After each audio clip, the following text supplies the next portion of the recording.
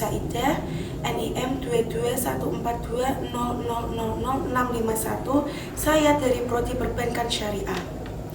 Di sini saya akan mempresentasikan materi tentang fungsi manajemen dan contohnya.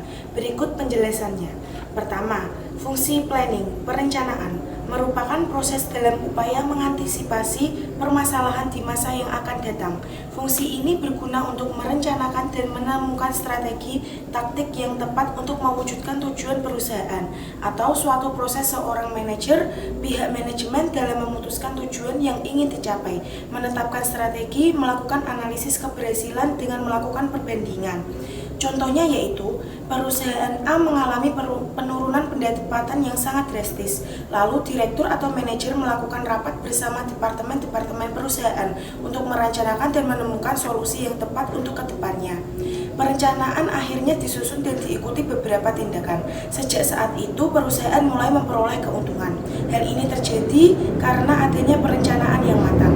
Kedua, pengorganisasian atau organizing merupakan proses yang menyangkut dengan strategi dan taktik yang sudah direncanakan. Fungsi ini juga untuk melakukan tata kelola yang melibatkan sumber daya untuk mengembangkan produktivitas perusahaan.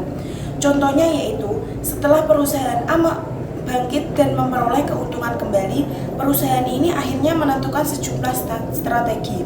Lalu perusahaan ini merekrut sejumlah karyawan baru lagi. Perusahaan mengelompokkan karyawan di bidang masing-masing, seperti bidang marketing, promosi penjualan, staf administrasi, staf keuangan, dan lain sebagainya.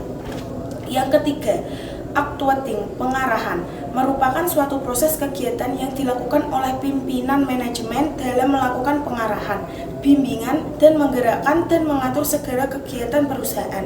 Contohnya yaitu, perusahaan A ini memulai proses produksi baru yaitu produksi sepatu. Para petinggi perusahaan membimbing, mengarahkan, dan memberikan motivasi. Ide-ide yang dirancang harus diimplementasikan semaksimal mungkin. Dan yang terakhir, yang keempat yaitu controlling, pengendalian, merupakan upaya yang dilakukan oleh pihak manajemen untuk menilai suatu kinerja berdasarkan standar yang telah ditetapkan oleh perusahaan. Fungsi ini juga meliputi upaya perbaikan jika terjadi masalah yang mengharuskan segera dilakukan.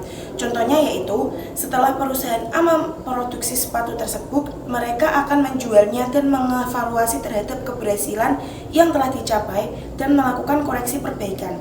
Jika masih ditemui beberapa kendala dalam pelaksanaan, teknisi, produksi, atau penjualan, solusi ke depannya yaitu mencegah hal itu terulang lagi dan memastikan semua berjalan dengan baik.